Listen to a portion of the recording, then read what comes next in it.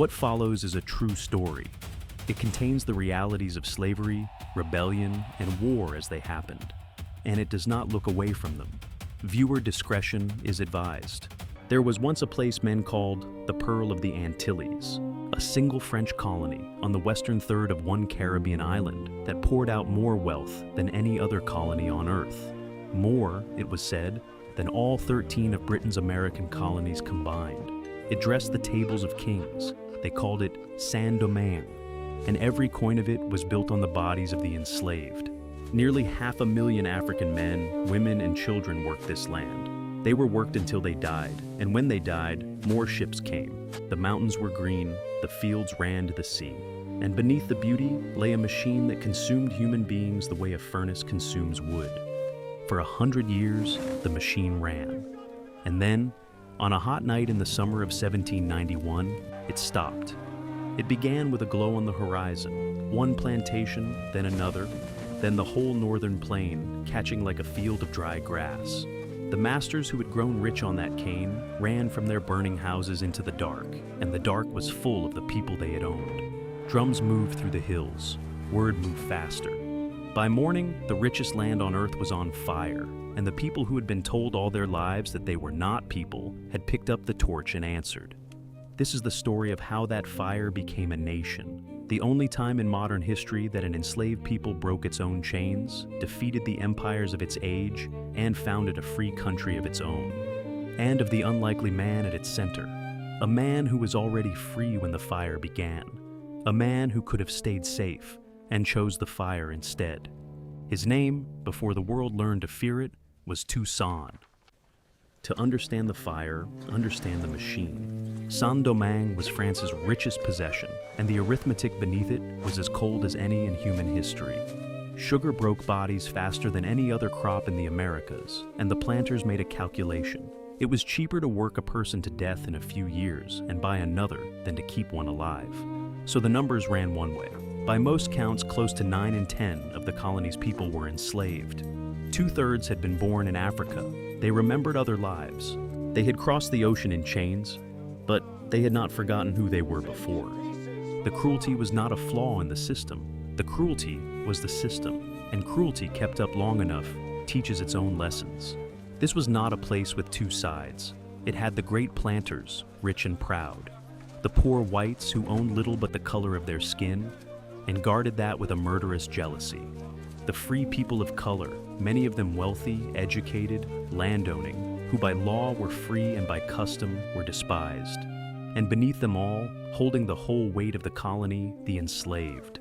4 grievances, 1 island, and the memory of resistance ran deep, of the Maroons in the mountains, of a man named Ma Kandal, burned a generation before for a poison campaign that had made the masters fear their own cups. They killed him to prove the terror was over. They only taught their slaves that even death could be defied. It needed one spark.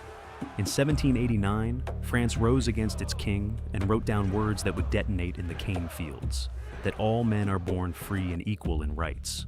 All men. The free people of color asked a reasonable question.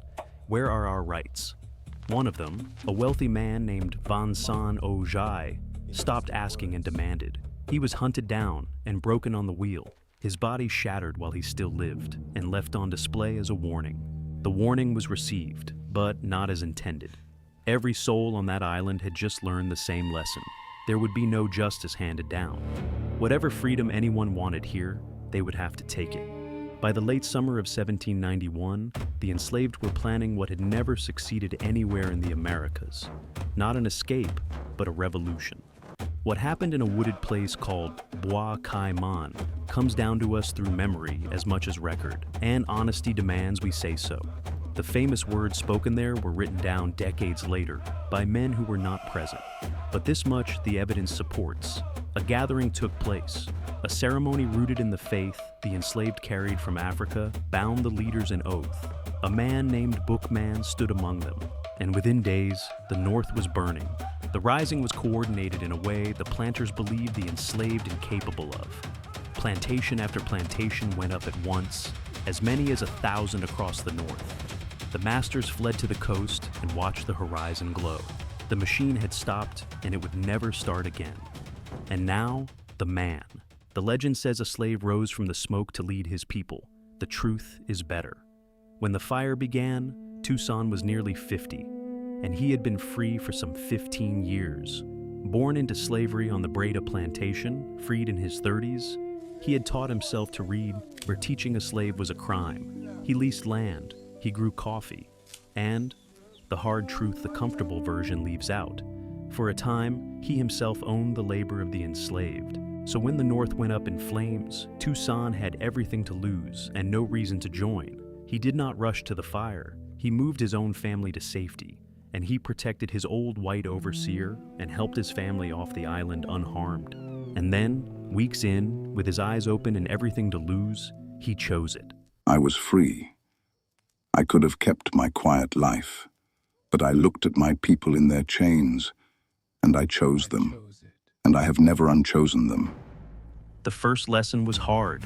Fury can burn a plantation, but it cannot win a war. Toussaint learned the trade of war from the inside, and then outgrew his teachers.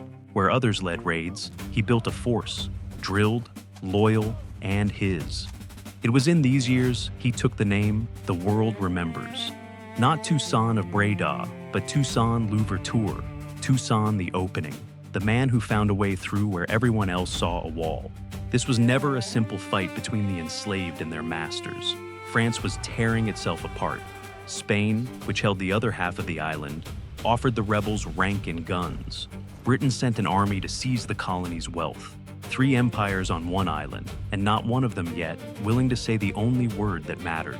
For a time, Toussaint fought under the banner of Spain. He took their guns, their rank, and he watched for the empire that would finally offer the one thing he would not sell: freedom.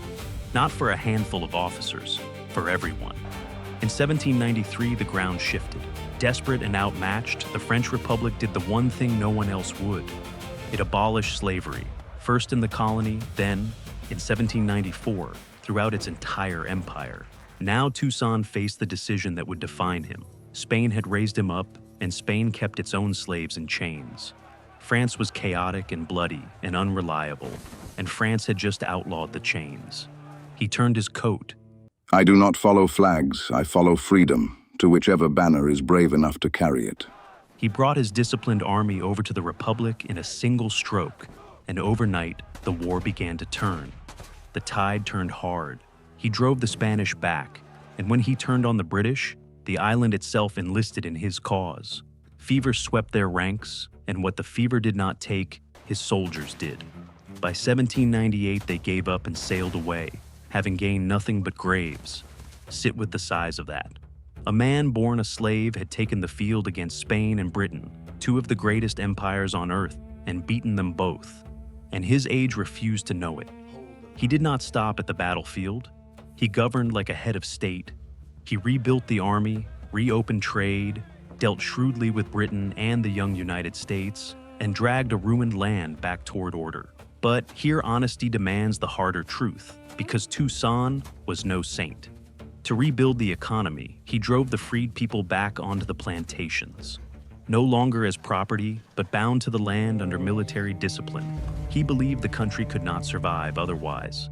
I broke the chains of my people, and then, to hold what we had won, I turned our own guns upon our own. A man should not lie to history about the blood on his hands. That blood is on mine. To people who had risen up precisely so, they would never again be forced into another man's cane field. It landed as betrayal, and many never forgave him. And the revolution turned on itself. The old wound of the colony, between the formerly enslaved and the free people of color, between black and mixed race, tore open into open war. In the South stood a brilliant general of color named Rigaud, who would not kneel to the ex-slave who now ruled the North. It was the cruelest chapter of the whole revolution, the kind of cruelty brothers reserve for brothers.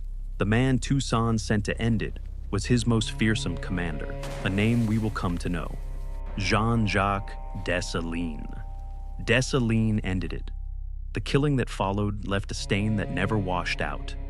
Toussaint won. He held the entire island in one hand, but he had won it in a civil war. The revolution's guns turned against the very people it was meant to free. Master of the whole island, he reached further. In 1801, he drew up a constitution. It abolished slavery forever, written into the foundation of the law so no future hand could undo it. And it named one man governor for life, himself. He was threading an impossible needle, a free black homeland, still under the shield of France. He sent the document to Paris almost as a courtesy. In Paris, a new ruler read it, and he did not see a loyal general. He saw a black man who had made himself a king. His name was Napoleon Bonaparte. He could not tolerate what Toussaint had built, a prosperous, armed, self-governing black state, founded on the abolition of slavery. He dreamed of an empire in the Americas, and that empire was meant to run on slaves. So he assembled a fleet. It was one of the largest expeditions France had ever sent across the Atlantic. Tens of thousands of veterans who had conquered Europe, under his own brother-in-law, General Leclerc. And Leclerc carried secret orders: flatter the black generals, disarm them, and when the moment was ripe, restore the old order. Restore slavery. Watching the sails crowd the horizon, Toussaint understood exactly what was coming. His answer was total. If the French wanted the pearl of the Antilles, they would find ashes. His general Christophe burned the great port of Les Caps to the ground rather than yield it. The order went out: burn the plantations, poison the wells, turn the country itself into a weapon. The French landed an army that had beaten the best of Europe. They marched into a furnace, and the furnace had a name. At a mountain fort called Crête-à-Pierrot, Dessalines took a few hundred defenders and held it against the bulk of the French army. Wave after wave came up that slope, and wave after wave was thrown back. When surrender was whispered, Dessalines is said to have stood before his people with a torch over the open powder and told them, "Those who wish to die free, gather round me." No one left. And on a moonless night, the garrison cut its way straight out through the enemy lines and vanished into the mountains. The French took the fort. They had lost something they could not replace: the belief that this would be quick. Because the island had a defender no general could beat. Yellow fever fell on Leclerc's army, like the wrath of the land itself, and the veterans of Europe died in their thousands. Not in the line, but burning in their cots. Time was turning back toward Toussaint, but his people had suffered without rest, and one by one, his exhausted generals made their separate peace with the French. To stop the bleeding, Toussaint laid down his arms, on the solemn promise that slavery would never return. It was the one time in his life he chose to trust the word of an empire. The peace was a lie, and the lie had a date. In the summer of 1802, a French general invited Toussaint to a meeting warmly under a flag of truce. He came. He was seized the moment he arrived, bound, his family taken with him, and shipped across the ocean to be locked away forever. I have spilled my blood for France, restored her colony, held this land in her name, and France sends her cannon to answer me. What must a man do to be believed?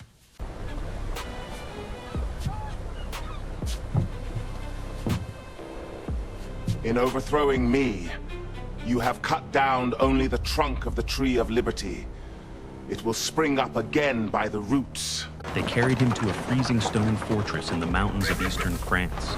After a lifetime under the Caribbean sun, they shut a man of the islands into the cold and the damp and turned the key. And they gave him paper. It is from the depths of this dreary prison that I appeal to the justice of the first consul.